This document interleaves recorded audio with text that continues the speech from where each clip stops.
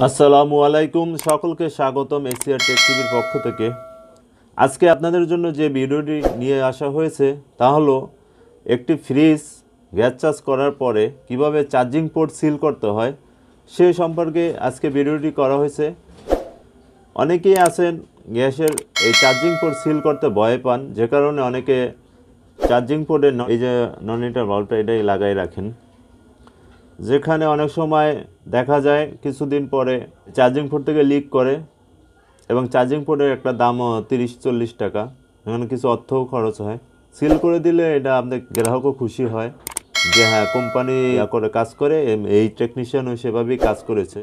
Seal করার পরে সাবান ফেনা দিয়ে, এই যেখানে সাবান ফেনা আছে, সাবান ফেনা দিয়ে যদি লিকটা চেক করে নেন তাহলে কিন্তু আপনার আর কোনো সন্দেহ থাকে না যে এখান থেকে লিক করছে কি করছে না।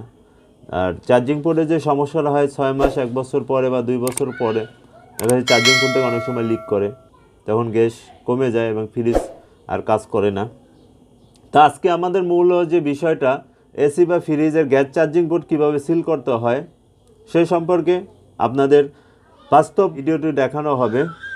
এই কাজের জন্য আমাদের যা লাগে, প্রথমে তো সাবানের ফেনা, আর এটা তো চার্জিং পোর্টে যে মিটার লাগানোই আছে, এখন কিন্তু মেশিন রানিং আছে।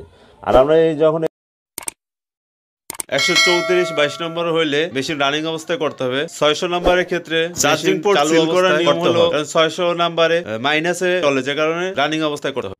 আর লাগবে ওয়েল্ডিং সেট, এই যে ওয়েল্ডিং টস, টিউব কাটার, তারপর আছে পিনস অফ টুলস, আছে কাটিং প্লাস, এবং আছে আপনার সাপোর্ট টিন।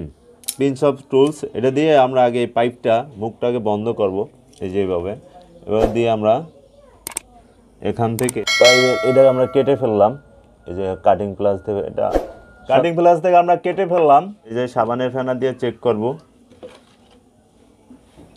এখান থেকে লিক হলে কিন্তু এখানে আপনি বাবুল আসবে। এটা যারা কাজ করেন তারা সচরাচর জানে এখান থেকে কোনো লিক আছে কিনা, না কোনো লিক নেই। এখন তাহলে আমরা যেহেতু লিক করে না, তাহলে আমরা এটা কী করতে পারবো, জ্বালাই করতে পারবো। এখন আমরা জ্বালাই, এই যে আমরা ওয়েল্ডিং টস জ্বালাইলাম, এখন আমরা এটা জ্বালাই করে দিব। এখানে যদি গ্যাস লিক করে তাহলে কিন্তু জ্বালাই হবে না এটা, এবং এটা কিন্তু 600 নম্বর গ্যাসে খুবই এটা বিপজ্জনক। গ্যাস কখনো লিক করলে আপনি সেখানে টর্চ ধরাবেন না, অনেক সময় গ্যাসের লাইন বিস্ফোরক যে ঘটে এইসব কারণে অনেক সময় ঘটতে পারে। এটা 134 নম্বর গ্যাস যদিও, কিন্তু বর্তমান তো বাজারে ফ্রিজে বেশিরভাগই 600 নম্বর গ্যাস।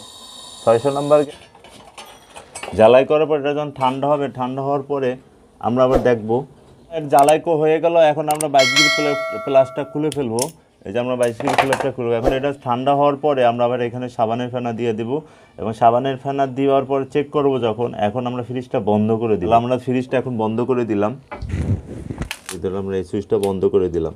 এখন কিন্তু আপনার সাকশন সাইডে প্রেশার কি বেড়ে গেল। বেড়ে যাওয়ার পর আমরা একটু অপেক্ষা করব, কিছুক্ষণ অপেক্ষা করলে দেখা যায় আরও প্রেশার বাড়বে আস্তে আস্তে। আমরা এটা ফাইনালি চেক করে কাস্টমারকে ডেলিভারি দিব। তো আজকের ভিডিও পর্যন্তই। আমাদের ভিডিওগুলো যদি আপনাদের ভালো লেগে থাকে, তার মধ্যে ভিডিওগুলো আপনি বেশি বেশি লাইক করুন, কমেন্ট করুন এবং শেয়ার করুন। সকলকে ধন্যবাদ।